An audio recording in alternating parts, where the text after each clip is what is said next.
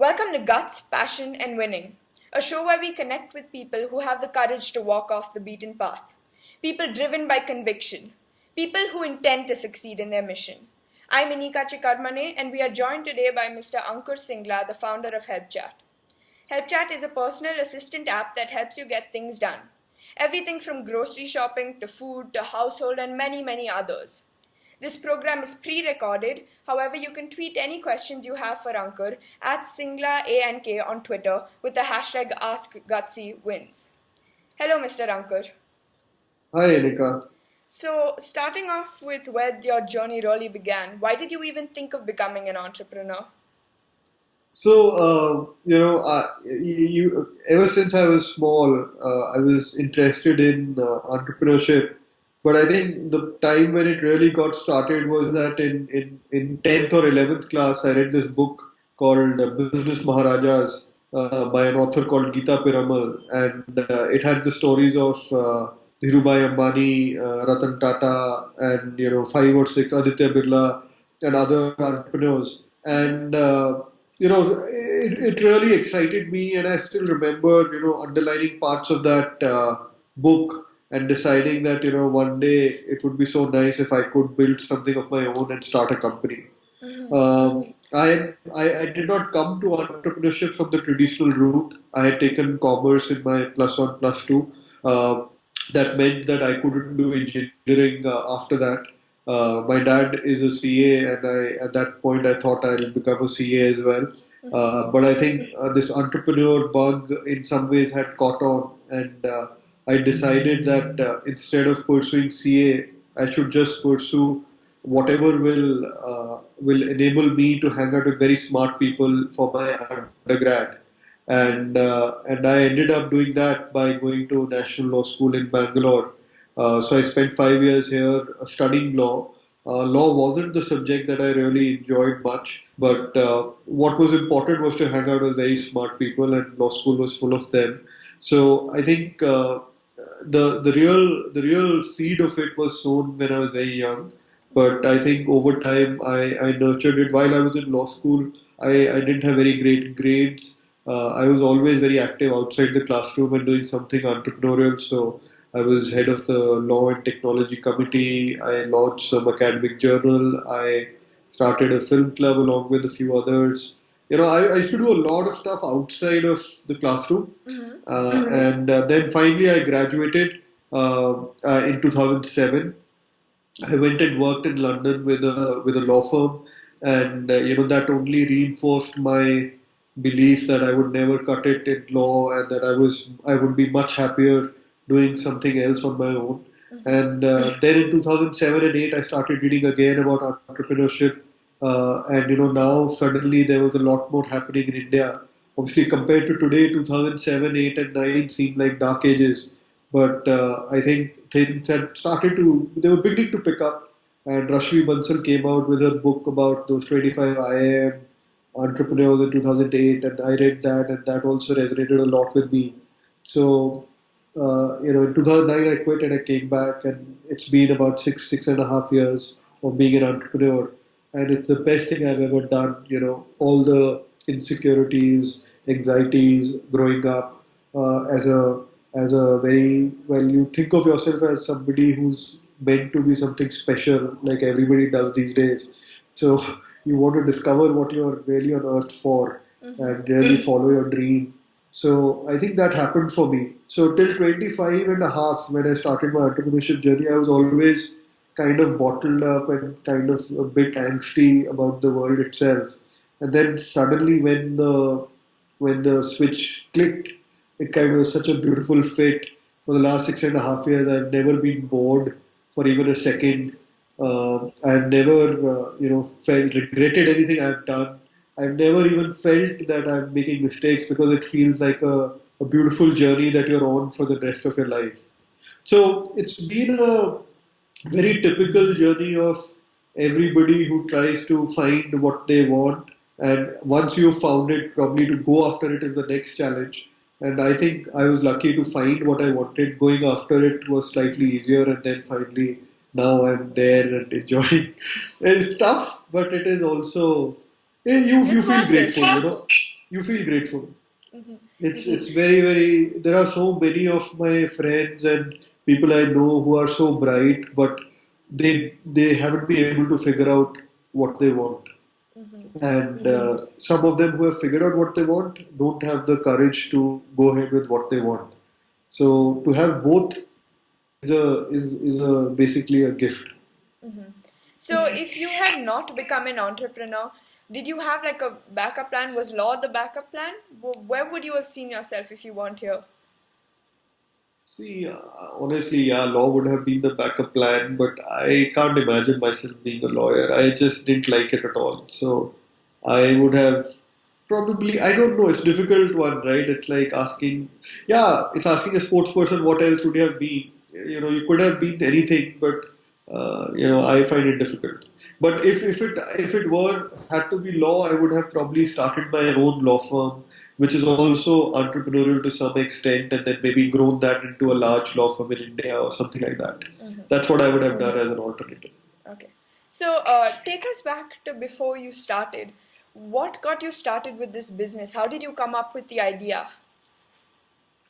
So honestly, I think when I started out, it was being a lawyer. Your ability to think through early stage business ideas as well as really execute well is very limited. You don't know any technology. You don't know You don't know the first thing about how to do a business. So for me, it was very very challenging. I think well, it is challenging for everybody. But I not only was a lawyer, but well, not only was I a lawyer, but also I was a single founder. Everybody in my friend circle was themselves a lawyer. So, there's very little they could bring to the table, and honestly, they weren't really keen on entrepreneurship also.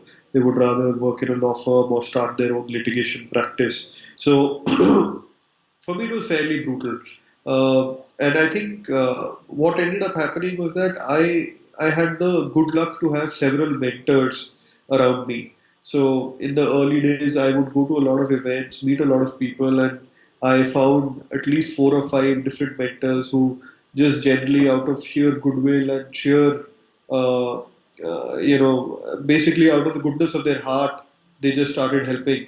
And I think that is I started kind of refining the idea. So the key lesson wasn't what was the idea that got me started or what was the idea that worked. It was more that it's a process. It is never one single idea. It's the execution that matters. And as you try and execute an idea, the idea keeps evolving and keeps changing. So we came to a point where the first idea I didn't work at all, but out of which came the second idea, and then second idea started working, but it wasn't big enough, and then the third idea came out of it, and then the third idea was reasonably good, and now our fourth idea, which is to be a really large, impactful personal assistant, came out of it.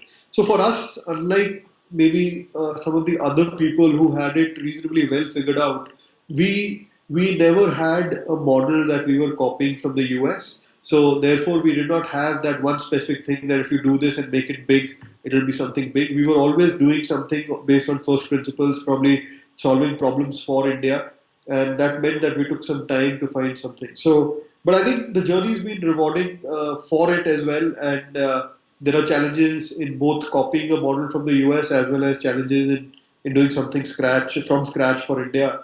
But I think the key was to get started. I think the key is to quit your job. The key is to follow your heart. The key is to wake up every day, work insanely hard, meet with a lot of people, take a lot of feedback, and and go about it like that.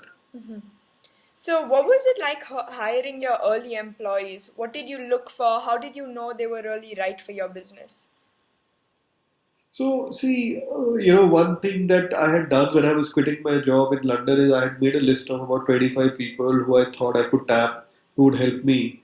And honestly, none of those 25 people were actually, well, useful or helpful or in whichever way. It's the beauty of entrepreneurship. And in fact, I feel maybe it's true for a lot of other things where people are following their hearts is that people really are willing to help you and guide you and advise you and so on.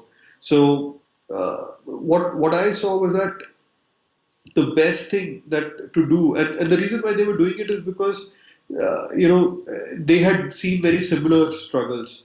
And when I spoke to people who had actually built teams in the early stages, they always used to say, find people who are passionate about something.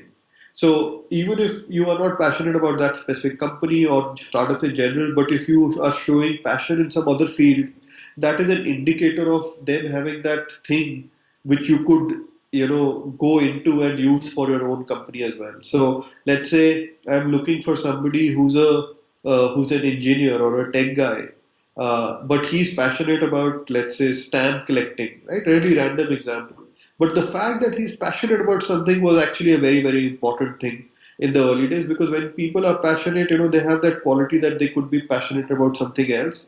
It would surprise you, but there are a lot of people out there who are not passionate about anything. They are reasonably indifferent to the world around them, and therefore they are not very good fits for early stage hiring. The second thing that people told me, which also I kind of adopted in the early stage, was that uh, get people to come in and work with you on kind of an experimental basis, right? So I'm talking when we were like really, really, really small. It's like we had a 2 BHK flat with only 2, 3 people, and really broken chairs, second hand table, and you're like sitting around the table and just working and figuring things out. It's really, really small, and those are the days when you want to find the right kind of person. So the second thing was, we used to call people for a trial, and we used to tell them, hey, why don't you work with us for a month? If you like it, you stay on. 1 month was probably long, maybe 15 days. If you like it and we like you, then only we'll take it further. So we used to call it like a honeymoon period. And I think that used to work very well, because they got to know what they were getting into. And we also got to know that whether they'd be a good fit for the company and so on. So we did that with a few people. I think that was a good thing. But overall, I would say it was pretty brutal. So I went through about 7 or 8 different engineers, or kind of head of engineering, or kind of chief technology officer. So I was kind of a business guy. I did not know how to code. I still don't know how to code. I've done a little bit, but not too much. So I needed somebody who would translate my ideas into a real website. In those days, mobile apps were still not very popular, so everything had to be done on the web. And what used to happen is that somebody used to join, and then they would get another offer, or they would not get along with me, or I would not get along with them. Something or the other used to happen, or they were not as passionate about the business and so on. So it was difficult to build the early stage team. But I think the thing that I actually understood after all of it was very interesting, which is that if you don't have the network and you can't hire through referrals and so on, then don't spend too much time trying to solve the problem of hiring. Try to figure out how you can solve the problem of traction in the startup. So can you do things without hiring too many people, but which would still move the business forward? Because as the business moves forward, it kind of enables you to hire. So as the business moves forward, you can raise more money. As the business moves forward, you get more PR, more people use the product, more people listen to you, and so on. And that starts attracting more people to the team. So the problem of hiring a team in the beginning is actually a problem of having more traction. And I know it is difficult to do and difficult, but that was, I think, a key learning. So, for example, in the early days, when it became very difficult to hire an engineer, we outsourced engineering for a short while, and we said, look, you do the engineering part, I will build the business. And then we did that for a year. The business really scaled during that time, and then immediately after that we hired people internally to be able to do tech for us. So that was a interesting thought, that sometimes you need to solve for traction, because finding good people who will really join at a very early stage, at least in 2009 and 10, was a reasonable amount of problem. So, where did you meet your first early employees? Because, as you said, getting your first team was pretty hard. Yeah, so I think apart from all the interns who came in, and they were super helpful as well. So one good thing was that we could, literally hire them for free, and at least from the college I had been to, we got some really smart, passionate guys. One of them is actually a solid entrepreneur himself right now. So we used to get a lot of interns. But apart from that, I think our first lucky break was this guy called Avinash who was doing his masters from ETH Zurich, uh, and while doing his masters, he was part of another startup there. But he wanted to come back to India, and he was looking at startups in India, and he found out about us, and he just randomly sent a presentation saying, "This is why you should hire me." And that was the most unique CV or application I'd ever received. And I opened it and I was like, wow, this is brilliant. And then I got him to interview with a couple of my mentors, and then finally we ended up choosing him. He's still with us. He's one of the smartest guys he's the smartest guy in the company, and the biggest, luckiest break we've had. So, and he heads product for us, which is, along with being the CTO, which is Chief Technology Officer. Chief Technology Officer is the one who codes and gets things done, whereas product guy is the guy who decides what goes into the app. So both are extremely important, but yeah, Avinash was the first big hire, and honestly speaking, totally out of luck. There was nothing that I had done, and that has been my learning as well. That the reason he applied was because he heard about what we were doing and he believed in the vision and so on. So our second biggest hire was there were several other people that we hired, but I think the biggest challenge was then to hire. So Avinash couldn't code, so we needed still somebody to hire and to be our CTO. And we found our second biggest win for hiring, which was Vishal, and he's right now the CTO of the company. And we found him in 2012, so he's been with us for about 3.5, 4 years. And he came to us because he had a complaint against some company, and in those days we used to help consumers with complaints. So he came to our website and he filed his complaint, and he saw a job opening for head of engineering, and he said, "Hey, why not apply to the company?" And he clicked and he applied, and we selected him, right? So it was one of those odd things. So he was incidentally the 109th CTO I was interviewing. I had interviewed 108, and it hadn't really clicked with any of them. So he was the 109th, and we just said, hey, we clicked in one go, and he joined. So for me, and that's the thing about entrepreneurship, that everybody's stories are so unique and so different.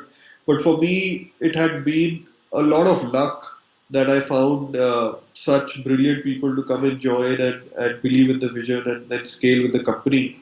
Usually it is difficult. So it was a bit of, so these were the two big guys. Obviously, there were a lot of people, apart from these people, who also joined, and they've been with us, they are still with the company. But I think the two really big hires were these 2. So, in school, when we're learning about entrepreneurs and stuff in business studies, we learn that the main thing about being an entrepreneur is the decision making and the risks you take. So, how do you go about minimizing your risks? So actually, risk is something that doesn't strike you, honestly speaking.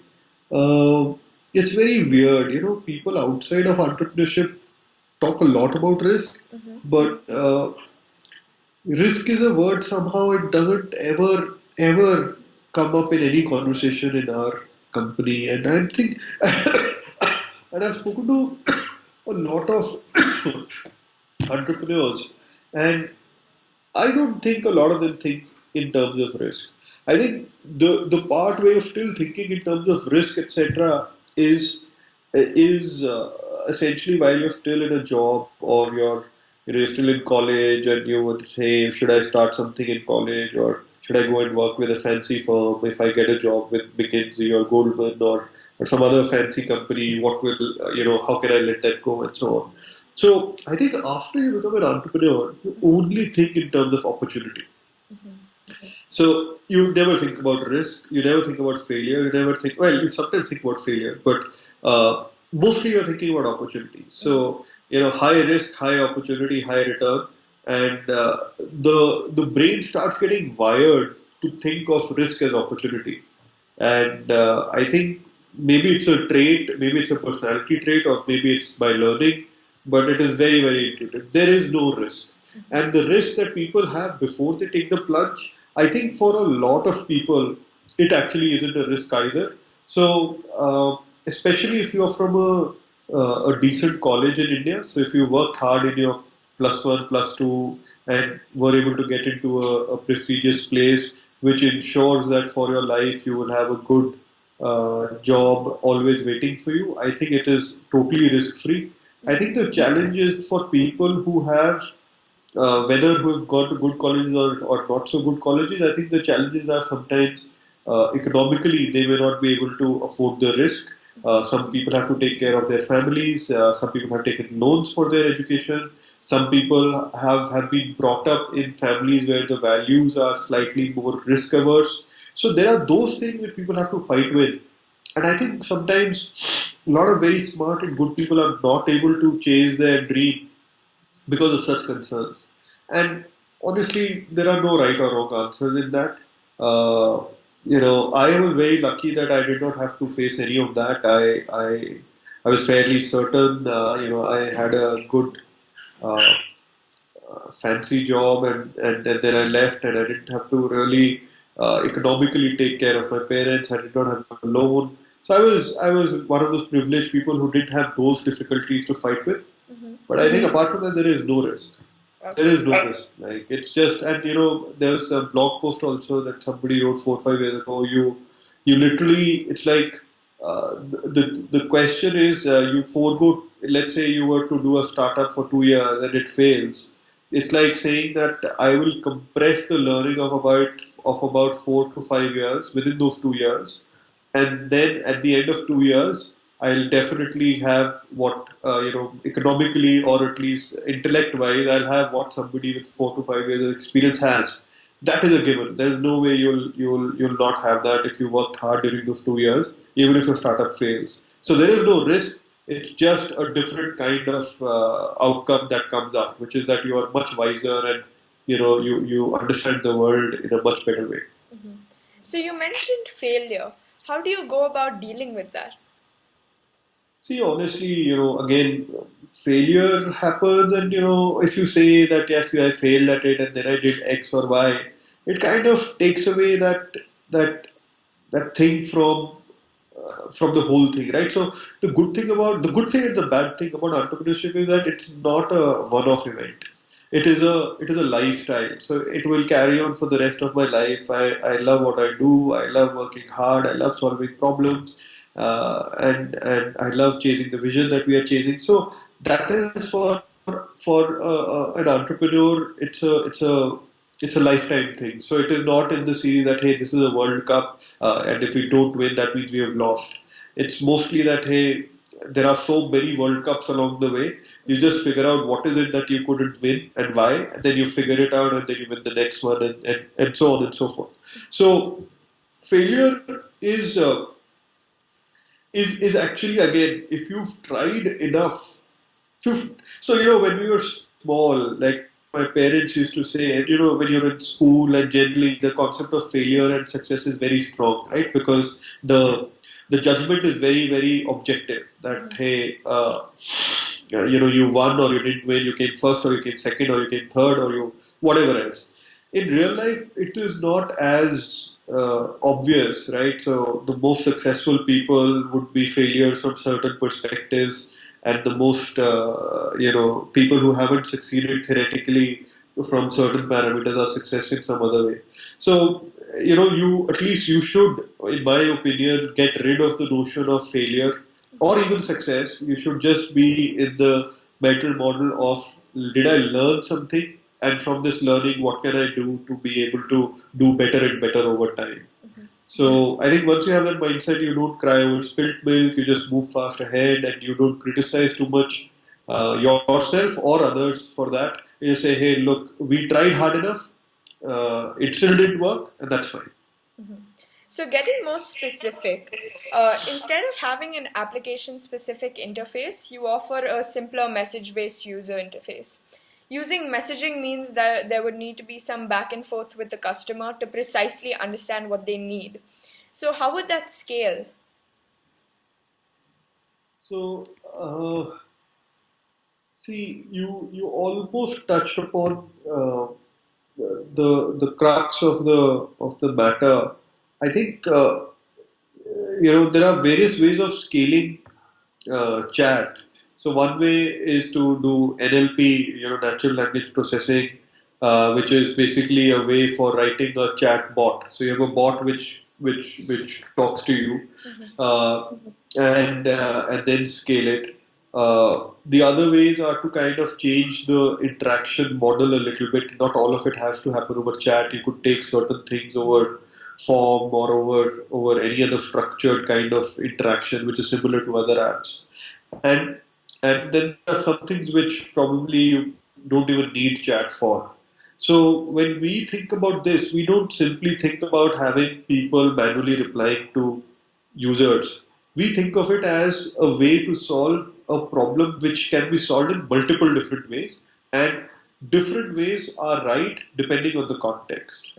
So for us, building something with scales is something which is kind of a prerequisite for anything that we do.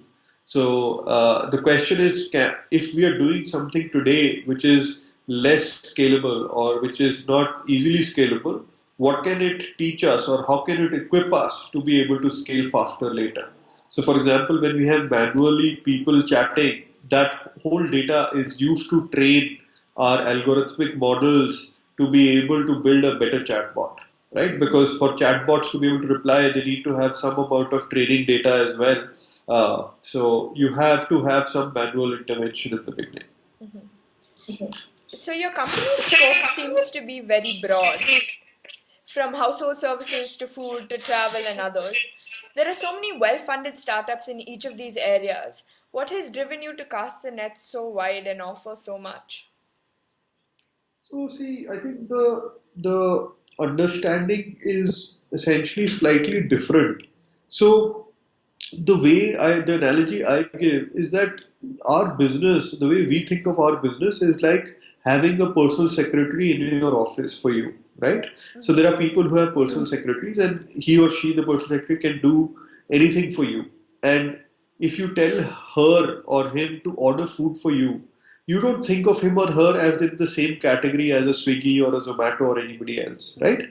Her job is not to go pick up the food. Her job is not to do any of that. Her job is to order food for you. But if you tell her, I want chicken roll, her job is to find the one which has the best rating, has the best price across different apps, etc., and then order it for you. So that's the way we think of it. So for us, the challenge is not that there are other people uh, who are going after specific verticals, because we are a layer which sits on top of them. So through our app, you should be able to order on a Zomato or ask or get any household services from any of these local services players, or so on and so forth. So we are in a completely different layer. The challenge for us is that apart from the fact that we aggregate these different players and provide comparison shopping or provide price differentiation, what are the ways in which we can predict what you will need next? Because that's what a personal assistant does.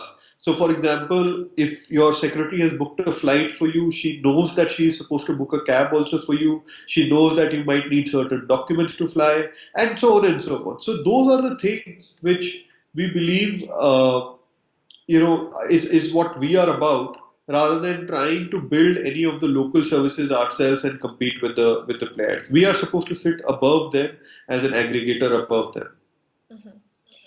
So, how do you or will you make money for the business? So it's a fairly straightforward way. It's how everybody in e-commerce makes money. Every time a transaction happens, we take a commission of the transaction. Okay. So, WhatsApp just dropped subscription model and has also sworn to never allow advertising. They are probably developing some kind of a business strategy to make money off businesses as a messaging based service. Do you see them coming into your space? How would you compete with them? So I don't think the product thought process or anything that they will do will be very similar, but we will see when they launch. Our understanding after looking at what they're doing at Facebook M or reading interviews or public statements by various people talking to engineers in various companies in Silicon Valley and understanding stuff, our sense is that They are trying to solve the problem of, so let's say you want to talk to They're trying to solve the problem of communicating with businesses. of. They believe that this is our understanding that communicating with a business should be as simple as communicating with a friend. And over there, I think there is still a lot of uh, difference between what the customer wants and what the business wants.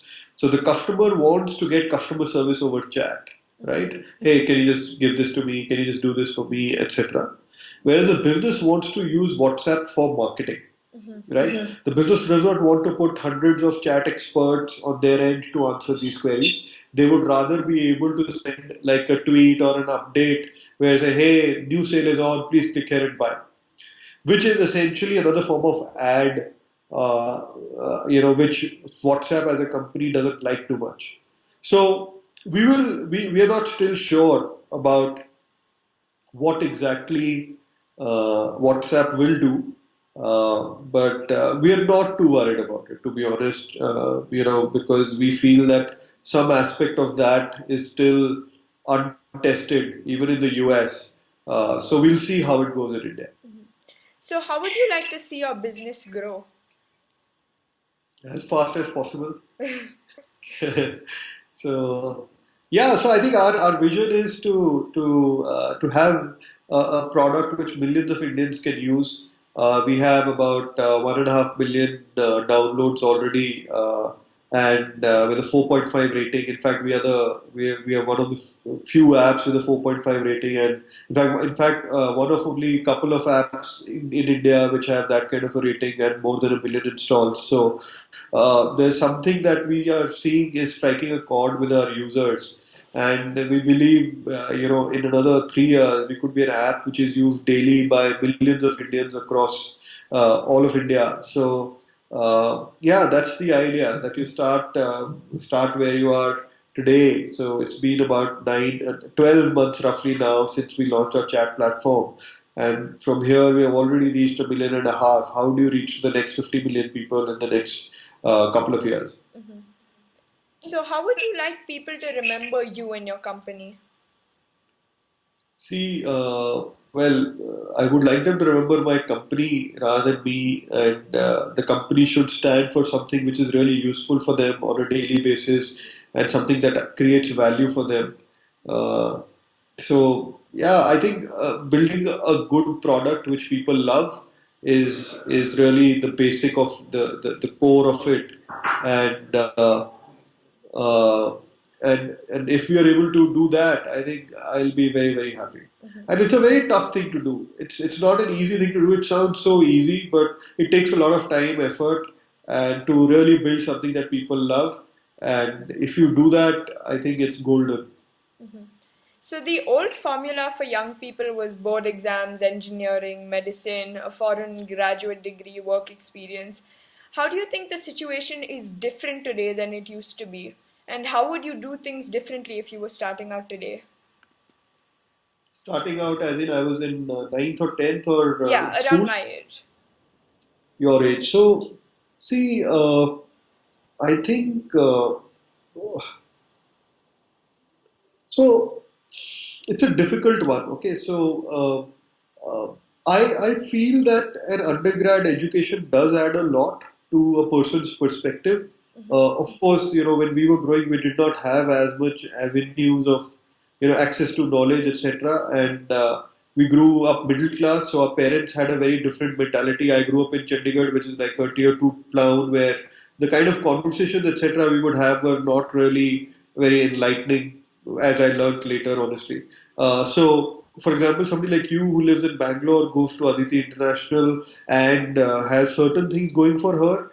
You might have slightly, maybe a little less to take away from a good undergrad education. But I would imagine that there is no hurry in life. You do something that you really. So I think if you could find something at 18 that you would love to study for the next 3 to 4 years, equip yourself to be able to do that, whatever it is. And I think the ages between 18 to 22, etc., spent being educated or picking up skills that a college education gives you is actually very, very important. Uh, there are some exceptions. If you totally hate studying, if you really don't like any of the subjects that are on offer, if if you can find a way to work very, very hard and be very, very happy outside of the traditional academic environment, and those are all big ifs, because there is a knee-jerk reaction to not wanting to do certain things, but there is a very different reaction to actually wanting to positively do something other than college education. So that exception is so rare that it is, in my mind, generally good for most people to go and get a good undergrad degree, engage in a subject that you like, and then from there on, it helps you in self discovery. It helps you in building better interpersonal skills. It helps you understand the world around you a little better. So if you do all of that, there is no hurry. Nothing will stop. If you nothing will go away. Opportunities will always be there. If you spend 4 5 years studying, you might come out of it wiser, and then when you start, you might be, you might still find your calling. That's one way. Well, I would think about it. But I think the challenge, at least when we were in well, ninth, 10th, 11th, 12th, was that engineering was the default option, and that anybody who took anything other than engineering was seen off as a mediocre student. So arts was generally frowned upon, and we did not have too much choices in terms of what subjects to take. So we only had choice between Hindi, Punjabi, and Sanskrit, and that's hardly a choice, right? So you pick whatever you can. Some people took Sanskrit because it gave high marks, and some people took Hindi because they couldn't do Sanskrit at all, and so on. So I think today things have changed. So I am told that people have the ability to choose courses, and so choose courses that you like. Don't choose courses based on what will score high. I think people make that mistake. In fact, parents also sometimes optimize for the wrong things. But yeah, I think you should read and spend time doing things which you like. That's the best possible way. And the third thing, which I think today is very good, is that you're surrounded by technology, and you can start tinkering a lot more. So use as many apps as you can get your hands on. Kind of see if you want to pick up a little bit of coding. Open up the phone and dismantle it and see what are the different parts of it. Uh, so there are so many pieces of technology around you that I think having a tinkerer's approach for young people is very, very valuable. Now that I think about it, in fact, to a very limited extent. When I was small, we used to assemble the computers, we used to, change some aspect of it. Like, so just those small things, it doesn't change everything, but somehow the dots connect. And if you have a tinkerer's mentality, I think it is a very, very good thing, because, for tinkering, you have to be curious. And if you're curious throughout your life, you will have a very, very beautiful, successful life, hopefully, because, if you're always curious, you'll have always something to look forward to. So, on a closing note, what advice would you like to give to young aspiring entrepreneurs or people who are just figuring out what they want to do? See, I think I think the only reason why people fail in entrepreneurship is because they give up. Uh, there are 100 reasons why it is the right thing to do, as in which is give up, etc. But I don't know, giving up is never a choice, at least in my mind. So I think somehow when it is not a choice at all, you will find a way to figure out. Because, as you know, this is a quote I read about 5 6 years ago by who was at that time the biggest internet entrepreneur, Naukri founder Sanjeev Bikhchandani, and he said this very beautiful thing. He said that if you are very lucky, you will be successful. He was talking about entrepreneurship. If you're very lucky, you'll succeed in 5 years. If you're average lucky, you have average amount of luck, you will you will succeed in 10 years. If you're unlucky, you'll succeed in 15 years. But if you stick to entrepreneurship, you will succeed. And I think that is very, very true. And we are definitely probably in the middle scale or probably very unlucky, but that's fine because, if we stick to it, we'll succeed. So I think the only word of advice, no matter what your startup is, how old you are or how young you are, whatever you're doing, whichever country you're doing it in, so if you can find a way where you can train your mind to never give up, or train your mind to never let the thought of giving up come up again and again and stuff like that, I think you're fine. So never give up. Just keep chasing, keep evolving. Things will happen. Okay. Thank you so much, Mr. Ankur, for joining us today. You're welcome. I hope it was useful. Very much so. If you're watching this video and there's someone you'd like to see interviewed, do email me at gutsywins@gmail.com. And again, if you have any questions you'd like to ask Mr. Ankur, you can tweet him at @Singla ANK with the hashtag AskGutsyWins. Thank you so much again.